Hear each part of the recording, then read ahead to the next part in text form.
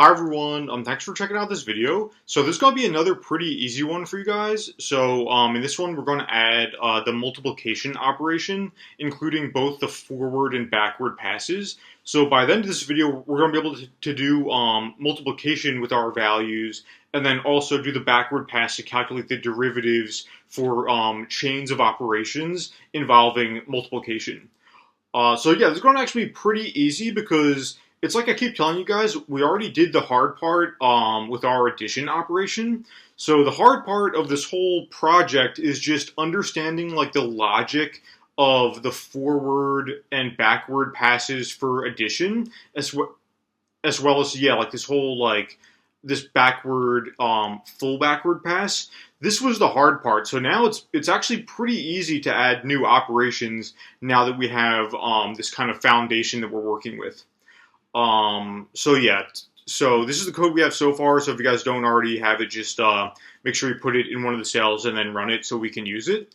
But yeah, so in order to get us started, I'm actually just going to copy and paste our addition code so that we can modify it for the multiplication operation. So yeah, this is going to be our foundation basically for the forward pass. So yeah, this is what it looks like for addition. And yeah, super easy here. All we need to do is just change all of these plus signs to the multiplication sign. So import base, remember that just means we're importing like the base Julia function to give it instructions for what to do when it's used on two value objects. And then yeah, this is overriding the multiplication operator here. And then out is going to be, rather than the addition of a.data and b.data, it's just going to be the multiplication of a.data and b.data. So hopefully you guys remember this from our addition forward pass video. This is just taking like a.data is just whatever actual number a is storing, and then b.data, same thing, whatever actual number b is storing. We're going to store in our result value just the product of those two numbers. We call that out, and then this line here is just initializing a new value called result. So we need our result.data, our result.grad, which is just 0 for a placeholder, and then the operation is going to be almost the same, except again just make the plus the multiplication sign. So yeah, this is just keeping track of our operation, same as with addition. And this is the actual operation.op here. Remember, operation.op, that's the actual type of operation we're doing. And then the operation.args is the arguments of this operation, the actual operands. So remember, these are A and B. So that's keeping track of okay, for this result value. This just tells us what operation it was created from and what the operands were that were used in that operation to create it. So yeah, that's really it for the forward pass. So now we should be able to do yeah, like x equals value 3, y equals value 2, and then x times y. Yep. And then if you guys remember in the last video, we also did this like promotion rule that gives us this extra functionality where we can do operations between values and numbers now. So basically, yeah, the promotion rule, just to review, is if Julia sees an operation that is between a value and a number, it will try to promote the number to the value type and then do the operation. And of course, we can only do that for value operations we've actually defined. So we couldn't do that for like division yet, for example. But we can do it for multiplication now. So now we can say, for example, like print line x times 10, and just say 10 rather than not even a value. Yeah, and so when it sees this, it'll just promote the 10 to the value type, and then give us the result, as a value. And then it can also be the other way around too. So maybe like 2 times y. Yeah, okay, so we're good. But what we can't do yet is the backward pass. So we can't do, for example, z equals x times y and then backward z. But yeah, because we haven't defined it yet. So what we need is this backprop function, and it's kind of nice. It's almost telling us what we need to actually write for our backprop function, like heading. But yeah, it's telling us we need some kind of backprop function for values that were created from a multiplication operation. Okay, so let's do that now. So again, this is going to be pretty easy, and you know what? I'll just comment this out for now. Just get out of the way. But yeah, this is going to again be pretty easy. We're just going to grab our addition backprop operation, just copy and paste it, and we're going to change some things to make it work for multiplication. Okay, so first thing to change is just the heading, right? So we need to make this again, just changing the plus sign to the multiplication sign.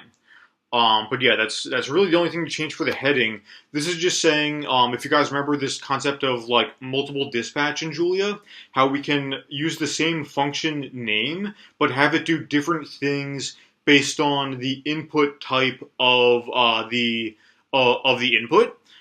This is just defining what backprop is going to do when we're passing in a value that was created from the multiplication operation, basically.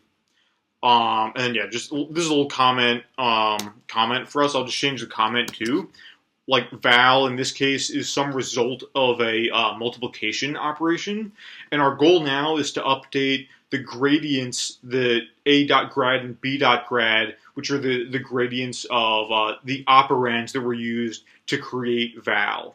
Okay, so now maybe we can talk a little bit about just a little like high school calculus review, maybe, just to remind ourselves like what the derivatives actually should be. So if we have some kind of operation that's like z equals x times y, x times y, make that a comment too.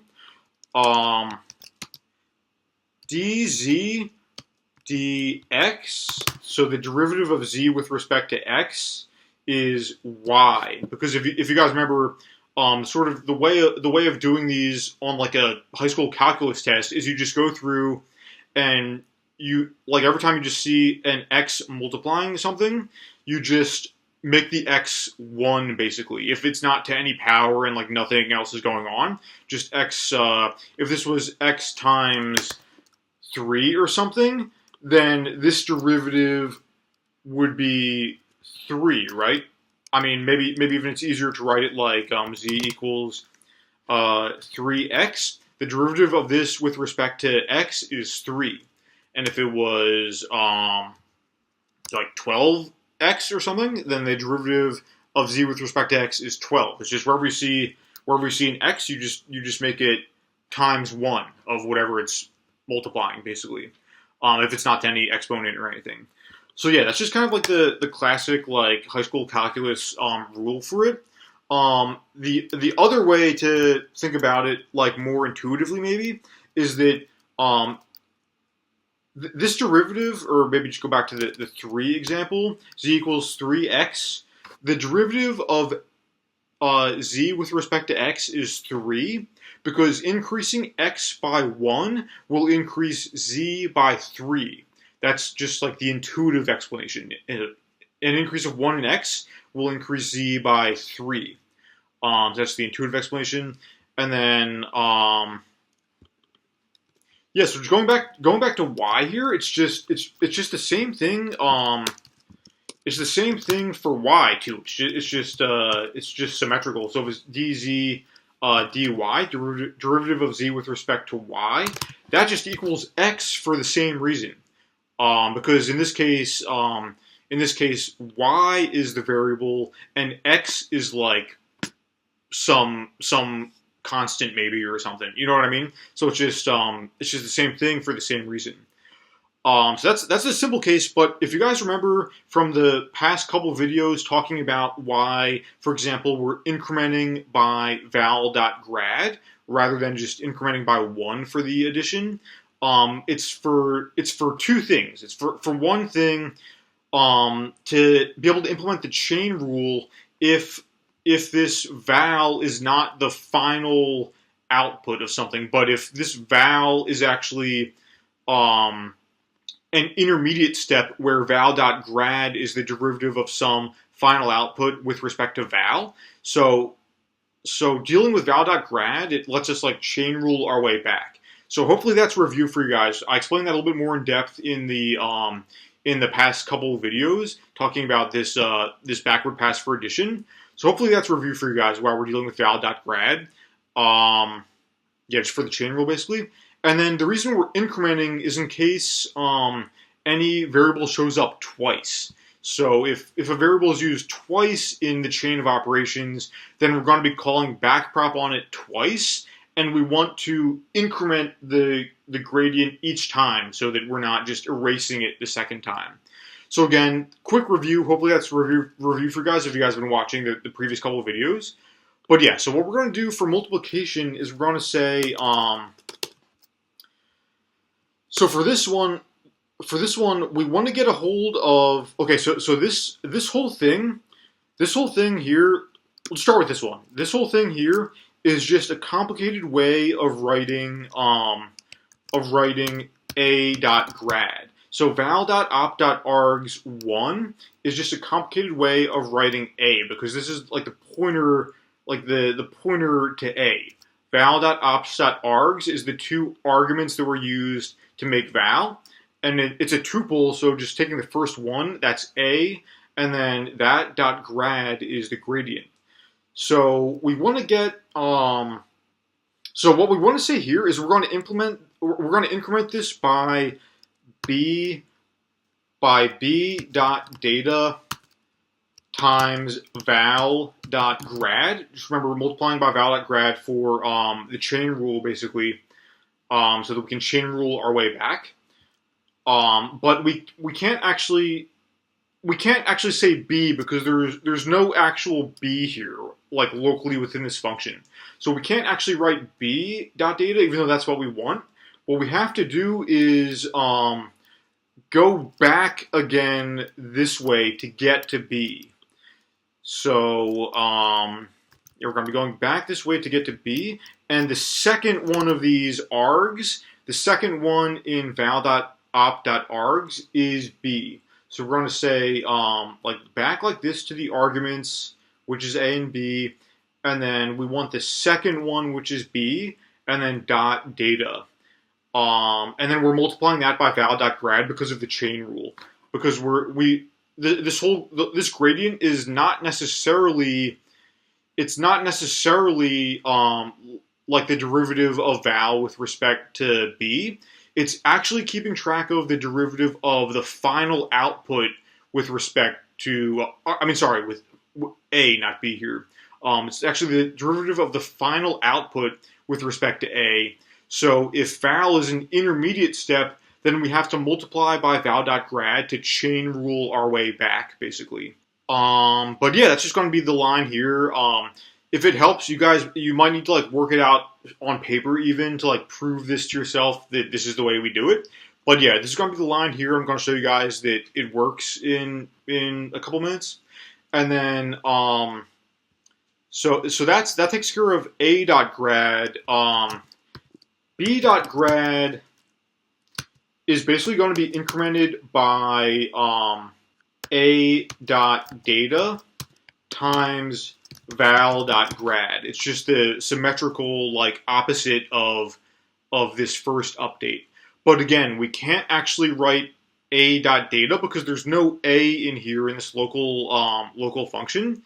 So we can't actually write a.data, so we're gonna write it the same way. We're gonna say val.op.args, the first one of those arguments that's giving us a, and then dot data, that's the actual number that a is storing, and then times val.grad to take care of the chain rule for the same reason.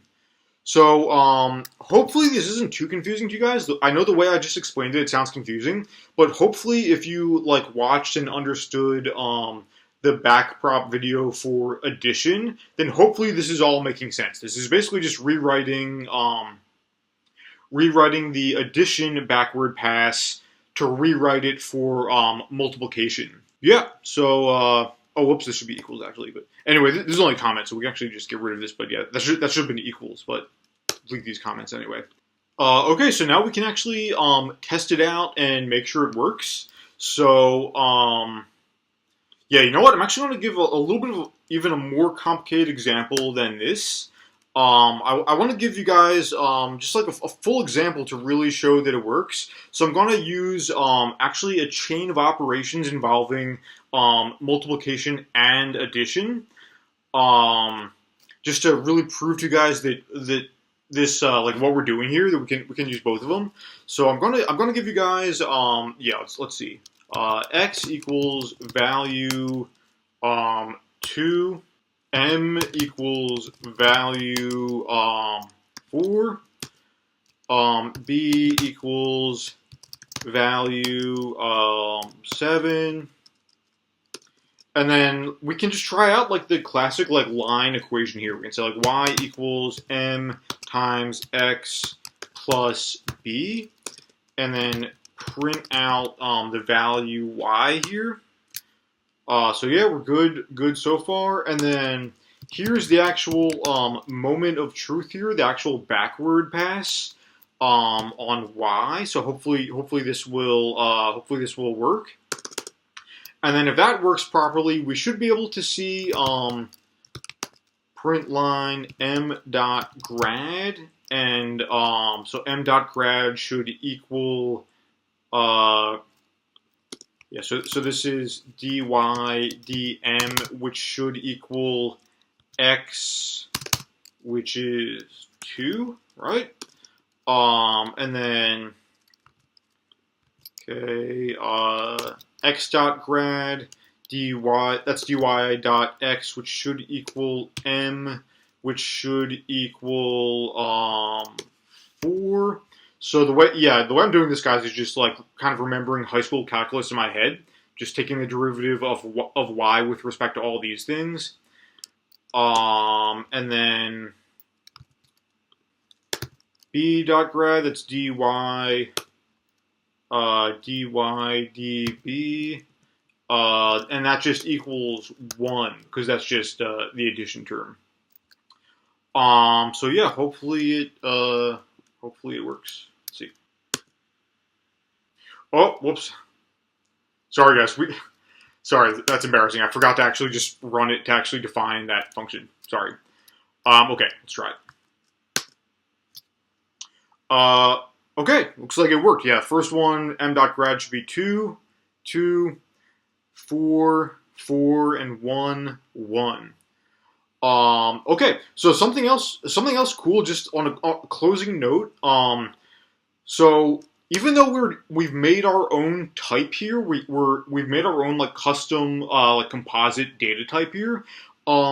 Since we're using like the base like functions, Julia actually still will like take care of order of operations for us. So we don't actually have to worry about the order of operations getting all screwed up with these values or whatever. So we could have actually said like y equals b plus m times x, and Julia will actually still know, even though we've made our own custom type, it will still know with these operations to do the multiplication first before doing addition. So we should still get the same thing doing it like this. Yeah. So that's just a closing note. We don't have to worry about order of operations. Julia will still take care of that for us. But yeah, so that's it for this video. So I think in the next video, yeah, it's like I said, like we've already done all the hard parts. The hard part was just the logic of the forward and backward passes for addition.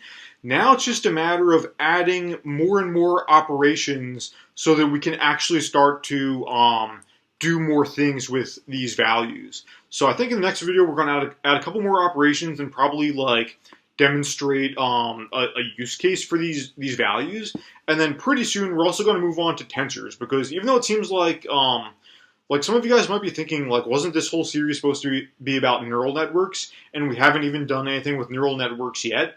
Well, by the time we get to neural networks and tensors, that's going to all be easy, because that's just going to be written almost exactly the same as all the stuff we're doing with values, except it's going to be slightly more complicated because we're going to be just dealing with arrays rather than single numbers. But the actual like logic of everything, the logic of the forward and backward passes is going to be all the same basically. So yeah, we're getting there, and that's to come pretty soon. But yeah, thanks for watching, guys, and see you next time.